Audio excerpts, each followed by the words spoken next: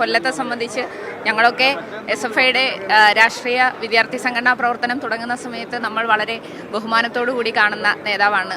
പാർട്ടിയുടെ നേതാവായി സഖാവ് MA ബേബി മാറി.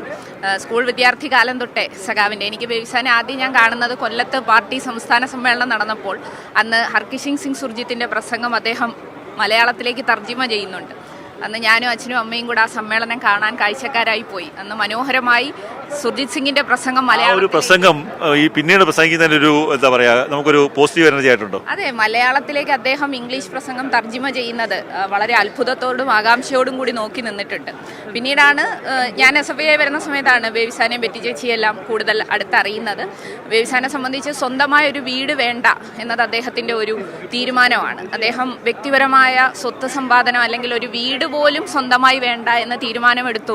അതൊക്കെ ബെറ്റി ചേച്ചി പറയുമ്പോഴാണ് നമ്മൾ മനസ്സിലാക്കുന്നത്. നമുക്കതൊക്കെ കേൾക്കുമ്പോൾ വലിയ സന്തോഷം തോന്നുന്നതാണ്.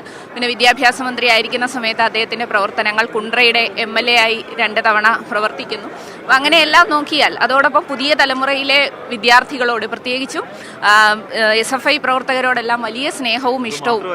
ഒരു വ്യാഴവട്ടക്കാലം അതായത് DFI ലെവലിൽ നിൽക്കുന്ന സമയത്ത് ഒരു വ്യാഴവട്ടക്കാലം രാജ്യസഭയിൽ നിന്ന ഒരു MP ആണ്. അതെ അതെ അതെ അതെ രാജ്യസഭയിൽ അദ്ദേഹത്തിന്റെ പെർഫോമൻസ് അതിൽ എനിക്ക് ഏറ്റവും ഒരു ഓർത്തെടുക്കാൻ കഴിയുന്നത് അദ്ദേഹം രാജ്യസഭയിൽ കൊണ്ടുവന്ന ഒരു അഭിപ്രായം എന്ന് പറയുന്നത് അവരുടെ കൊടുക്കുന്ന ഫോമിനകത്ത് അച്ഛൻ്റെ പേരാണ് ചോദിക്കുന്നത് രാജ്യസഭാ അംഗങ്ങളുടെ. അദ്ദേഹം അന്നേരം അവിടെ ഒരു തിരുത്ത് ആവശ്യപ്പെട്ടു. എന്തുകൊണ്ട് അമ്മയുടെ പേര് ചോദിക്കുന്നില്ല?